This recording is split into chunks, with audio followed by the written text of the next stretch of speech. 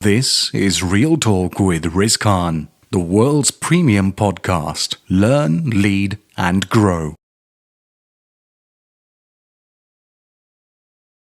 Hello and welcome back to Real Talk with Riz Khan, your premier learning and growth podcast, available across YouTube and all major podcasting platforms. In today's episode number 3, we introduce you to our very first guest to explore a big idea, a big question, a big thought that is relevant for all. And that big thought is what I wish they taught me in school. Firstly, to provide you with some background, some context, I'd like to start off by sharing some insight into my experience as an educator and perspective in international landscapes. I have trained to date hundreds and hundreds of teachers worldwide on modern educational practices, which involve educating the head, the heart, and the hand. Or, in other words, a more holistic form of education that provides students with an opportunity to learn and grow both academically and to become well-rounded global citizens. My work is with a forward-thinking organization called the International Baccalaureate, which is a not-for-profit organization and works worldwide with government organizations and non-government organizations. And the IB's mission and values is an absolute huge source of inspiration and driver for me, as I see a very clear connection between the mission of the IB and the core principles of our faith, Islam, which is to create a better and more peaceful world and to be able to interact with all individuals in a shared planet. Now, from my experience of leading workshops for teachers and school leaders around the world, and of course school evaluations across Africa, Europe, Middle East, the Far East, and of course the Americas, we understand that education is a very powerful tool to be able to change not only individuals, but the prospects and opportunities for everybody from all walks of life. The IB, or the International Baccalaureate, creates young people with values, such as change makers who are able to exercise change in their local, national, and global community. If you'd like some more information about the International Baccalaureate, you can head to ibo.org. Now, after having taught languages here in the UK and teaching out in Dubai for over 7 years and next to Russia in Georgia, Tbilisi, I strongly believe that traditional forms of education that you and I have been involved in are ill-equipping the future generation with the lifelong learning skills that they need to not only be part of a global society, but to be able to fit in and to connect with others. On today's episode, I have invited a young medical student from the University of Sheffield to share his experiences and insights in education with the goal of unpacking what has worked in his education, what was missing, so that we can use some of these insights to think, to consider these questions and what our next steps could and might be. Hamdan is a University of Sheffield medical student where he is training to become a medical doctor. It is indeed a well-respected profession, and a profession that has gone over and beyond, particularly in pandemic times. There is one mighty phrase that has still resonated and stuck in my thought and in my head, based on something that Hamdan had mentioned to me a number of months ago. And this was at his earlier stage at his university career. He mentioned that I'm only just learning how to learn now that I'm at university. That was striking. And we're going to be learning in a moment more about this perspective. Hamdan, welcome to Real Talk with Riz Khan. Thank you for being the first guest. It's my pleasure. I'm looking forward to speaking with you about today's topic. Thank you very much. Now, before we begin, we want to extend all of our appreciation, our kind thoughts to the nation's and the world's healthcare professionals who've gone over and beyond to show their resilience and sweat throughout the pandemic. My first question, Hamdan, is obviously you're still a university student, but you're also at placement as well. Yep. What's life been like for you during pandemic times? What's been your biggest reflection or takeaway? Well, I'd say the biggest takeaway for me during placement times is you just get to see how hard the people in the hospital have to work. And I don't even think it's a reflection during the placement time. I think it's, not during the placement time, sorry, during the pandemic time. I think it's at all times, because although my placement was primarily as the curve was settling during the pandemic, they were still on their knees working very, very hard. So you can only imagine what it must have been like for them during the pandemic. And how a lot of these medical professions don't get the credit they deserve all year round. That's something that I wholeheartedly agree with. I think this is something that, especially here in the UK, we might take for granted because we do have a National Health Service. Yep. The fact that it's crumbling is probably a different podcast episode. Oh, yeah. But obviously you mentioned that it was a little bit of a surprise for you.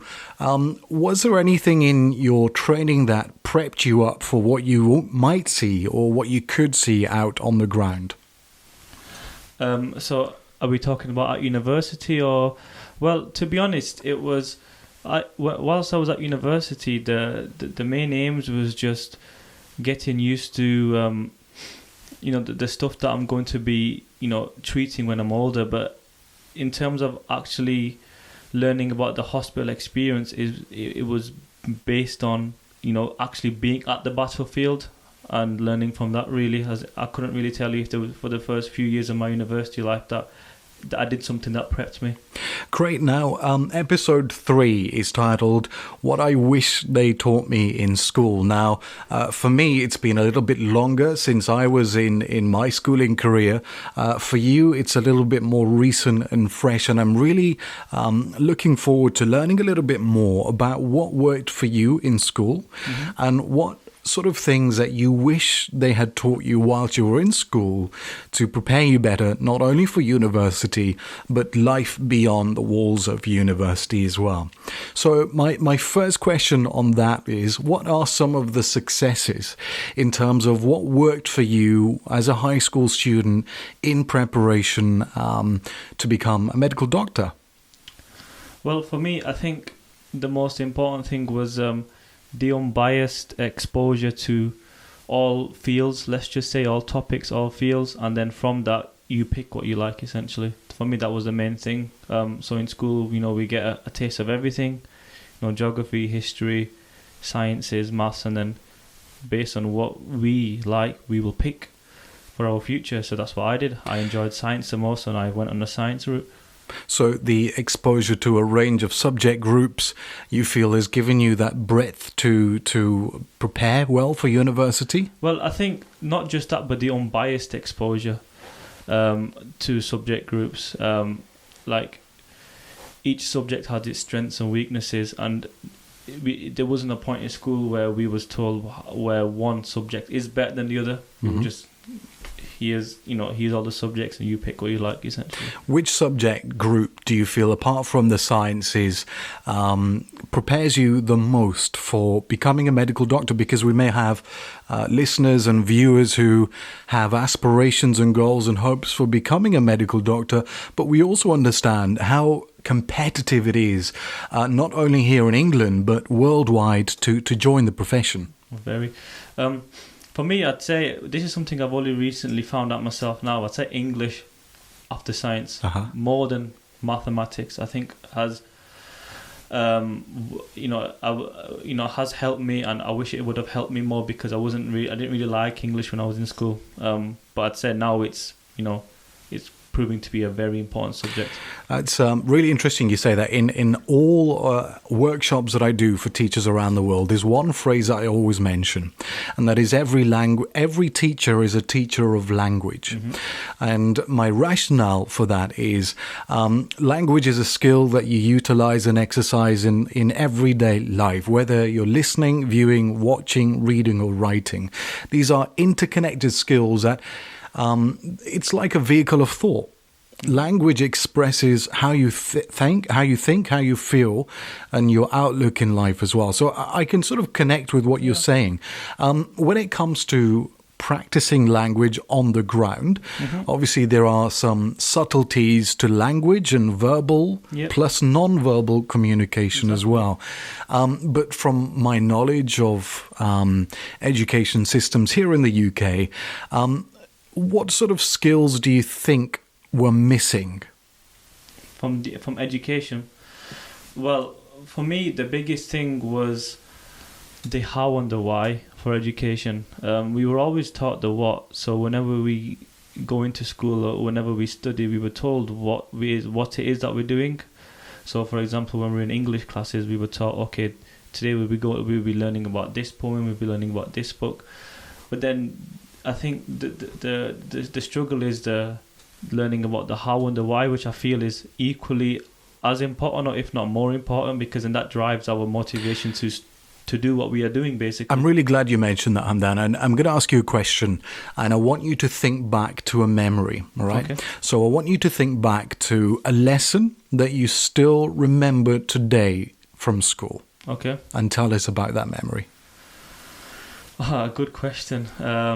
Any particular subject? Anything that you still remember, a lesson that you were in whilst you were in high school, a lesson that you still remember to this point. And those listening and watching, you can do the same as well. Think back to a lesson from when you were in school that you still remember today. Oh, it's a very good question. That's telling in itself. The gap, the silence, the wait, the thinking time, which is great. Take your time to think. I mean, from the top of my head, I can't really think of anything in particular. Doesn't that shock you? Yeah. Or surprise you? No, not really. I mean, why did you spend 5 years in school if you can't recall a lesson or some learning moment that still stands out today? Well, because it's just because memory for me is based on what's the phrase I'm looking for? What's the word I'm looking for? It's gone from the top of my head, but memory is based on meaningful experiences. Right. And for me, I didn't have anything meaningful for me to memorize whilst I was in school. Now, I want you to pause there, because what he's just described is something that it takes me at least 30 to 40 minutes to draw out this exact reflection from some of the nations and the world's teachers and educators who are used to teaching exactly what you described, the what. You know, here is a topic, we're learning this poem, and we're using, or we're looking at the techniques a writer has used. That's the what. Yep. What is missing in education, in my perspective and experience, is the why. Helping our young people understand what they're learning, but also how what they're learning fits and connects to the world that they live in. And this way of thinking, Dr. Lin Erickson describes as concept-based thinking and concept-based learning, where there's a synergy, there's an interaction between knowledge, between skills, and the why, the big idea.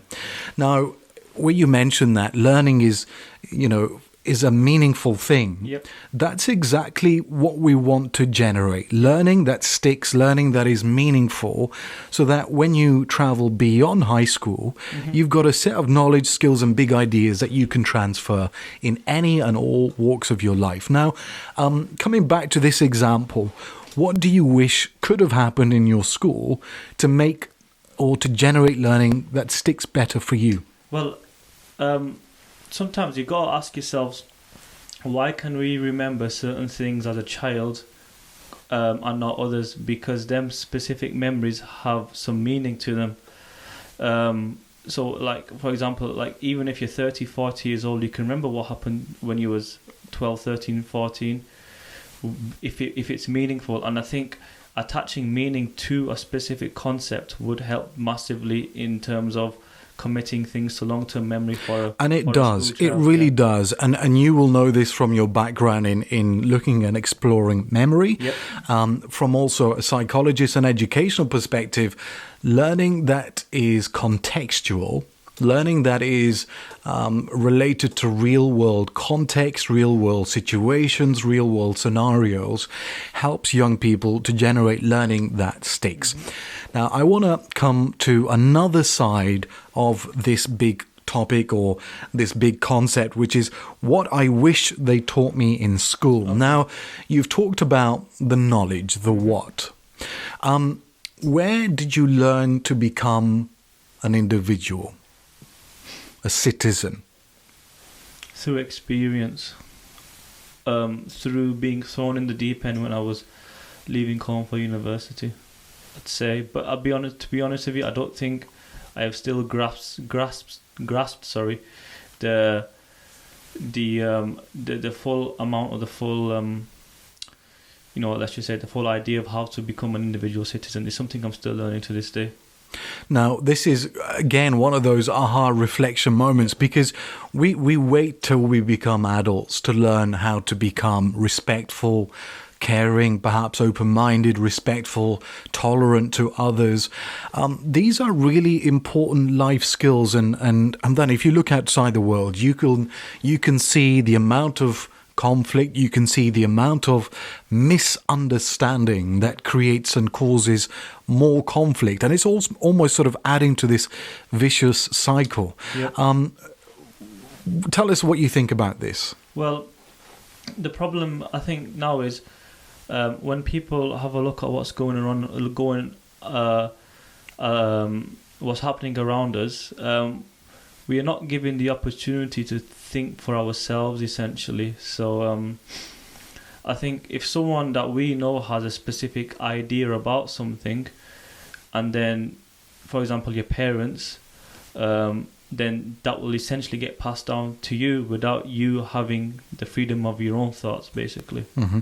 And how is it that you become what you're describing as a critical thinker? How do you become a critical thinker in life? Well, how do you learn anything? For me, it's experience and reflection, mostly, especially with critical thinking. There's something that I think is missing in not only education, but how we view things. Is being critical is also about asking good questions. Yep. Whether it's asking or generating or creating your own questions, if you're revising based on a text, a concept, or something that you're learning, generating your own questions is a really powerful way to build learning that is personalized, it's memorable, and it allows you to connect with whatever you're learning at a much deeper level.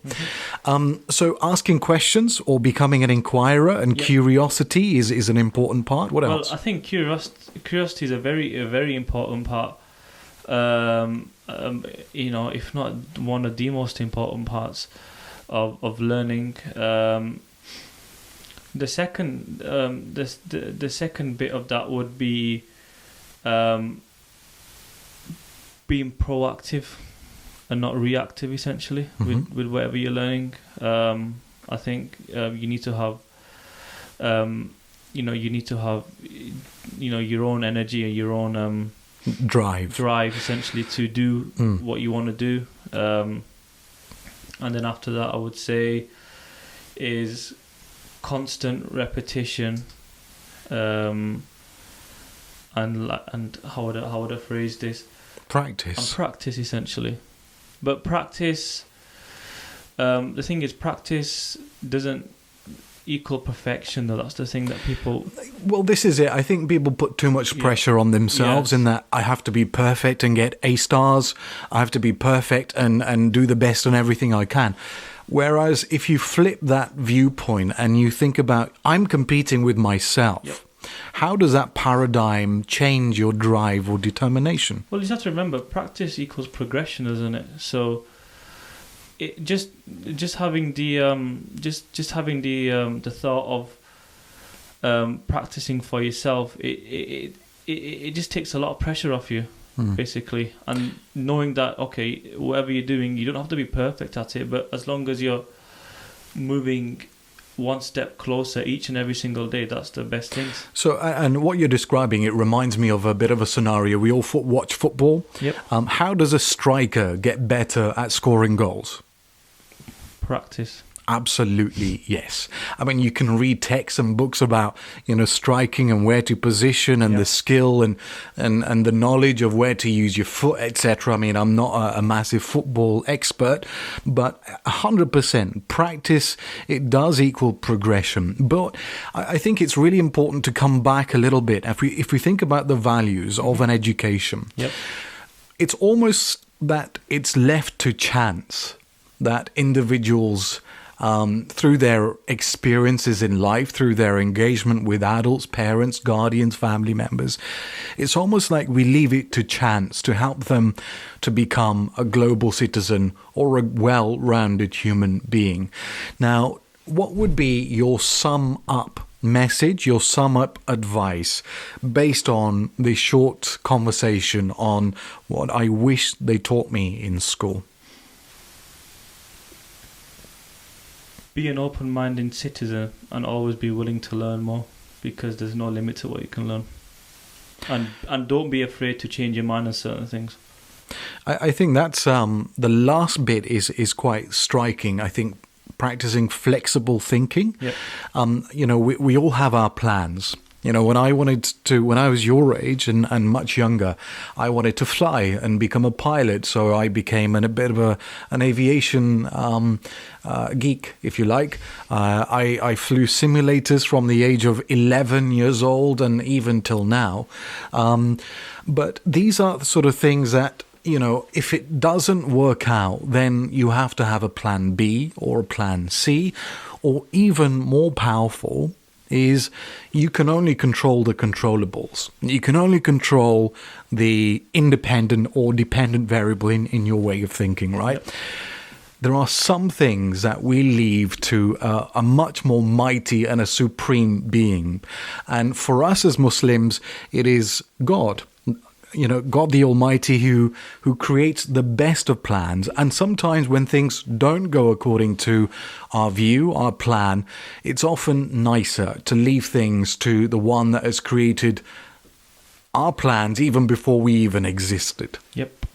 Now, I think the science and the other debate, science and nature or nurture versus nature, is a different conversation for a different time.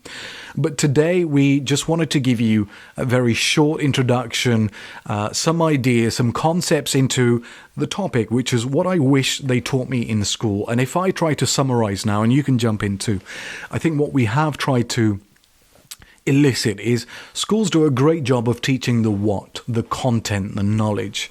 And then we do a great job of practicing that knowledge for a test, for an exam. Yep. But the thing is as well is, so just to add on I'm just going to add on what you were saying before.